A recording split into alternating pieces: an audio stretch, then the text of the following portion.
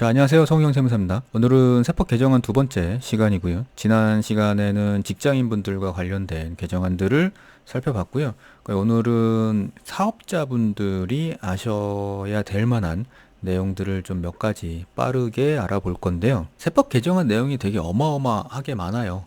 지금 제가 오늘 말씀드리는 건 관련이 많아 보이는 몇 가지만 말씀을 드리는 거고요. 그것도 요약해서 혹시 전체적인 내용이 궁금하신 분들은 기획재정부 홈페이지에 가시면 자료가 있으니까 그 자료를 다운받아서 한 번씩 읽어보시면 되겠습니다.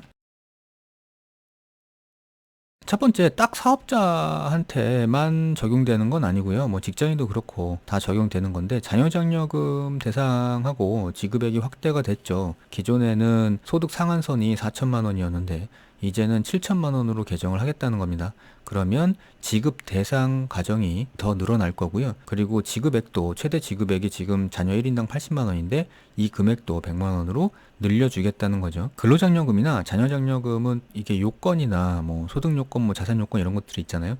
그러니까 그런 것들이 조금 복잡하긴 해요. 그래서 그 내용들은 제 관련 영상을 찾아보시면 제가 자세하게 말씀을 드리니까 그 영상을 참조하시면 되겠습니다. 오늘은 지금 개정안만 말씀드리는 거니까요. 그 다음에 이제 이것 역시도 사업자만 해당하는 건 아닌데, 사업자 여러분들도 여기에 관심이 꽤 많이 있으시잖아요.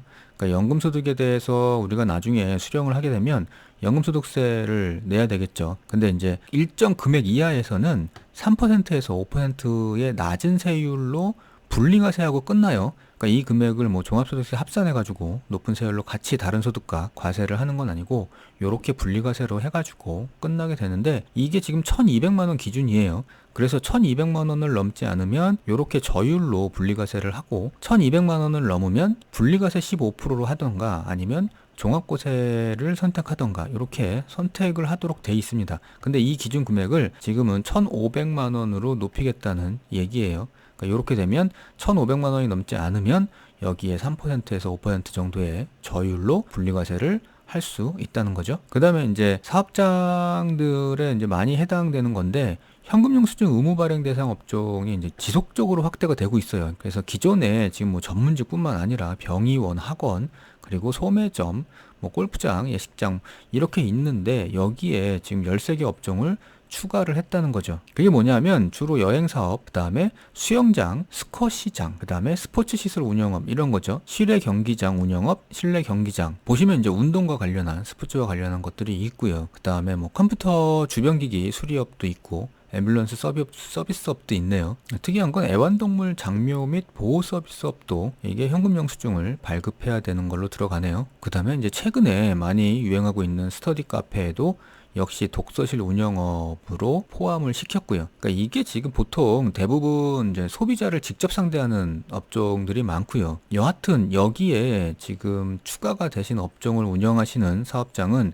현금영수증을 의무적으로 발행을 하셔야 됩니다. 의무 발행이라는 건 소비자가 요청하지 않아도 발행을 하셔야 되는 거예요. 따라서 현금영수증을 발행하지 않게 되면 그거에 따른 가산세와 불이익이 있기 때문에 조심하셔야 되고요. 그 다음에 이제 업무추진비가 바뀌었는데, 이게 업무추진비가 말이 바뀌었죠. 원래는 이게 접대비예요. 그러니까 접대비 한도를 확대했다는 거예요. 그래서 업무추진비가 기존에는 중소기업 3,600만 원이고요. 그리고 수익 금액에 따라서 조금씩 더 주죠. 그러니까 요거를 우리 왜 신용카드 소득공제할 때 전통시장에서 사용하는 분은 더 높여주잖아요. 공제율을. 그런 것처럼 업무추진비의 한도를 전통시장에서 지출을 하면 10%를 추가해서 늘려주겠다는 거예요. 그러니까 아무래도 이제 전통시장은 영세하다 보니까 그쪽에 소비를 진작시키는 목적이겠죠. 그 다음에 이제 영세 사업자 지원 부가치세 등에 대한 특례인데요. 여기에 이제 첫 번째는 뭐 저번에도 한번 설명드렸는데, 의제매입세 공제가 있어요. 이 의제매입세 공제를 원칙적으로 음식점 같은 경우에는 108분의 8인데 이걸 한시적으로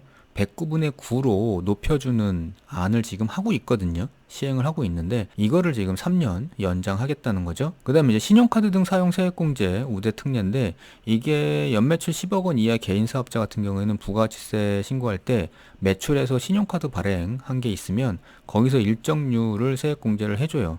그러니까 그거를 지금 1.3%로 해주는 거를 요것도 역시 3년을 연장하겠다는 거죠. 그 다음에 뭐 일반 택시의 부가세세 경감이나 그 다음에 LPG 개별 소비세 감면 역시도 3년을 연장을 해서 시행을 하겠다는 거고요. 그리고 마지막으로 이제 임대, 그러니까 주택 임대 하시는 분들 같은 경우에는 뭐 익히 잘 아시겠지만 간주 임대료가 3주택 이상자만 적용이 되고요. 그 다음에 소형 주택은 거기서 대상에서 빠지죠. 근데 요때 소형 주택은 40제곱미터 이하이면서 기준 시가가 2억 원 이하인 주택인데 요 소형 주택을 간주 임대료 과세 대상에서 빼주는 걸 원래 올해 말까지만 하려고 했었어요. 근데 이제 이 기한을 26년 말까지로 3년 늘렸네요. 자, 이렇게 해가지고 사업자분들이 아시면 좋을 만한 올해 세법 개정안 내용들을 말씀을 드렸고요.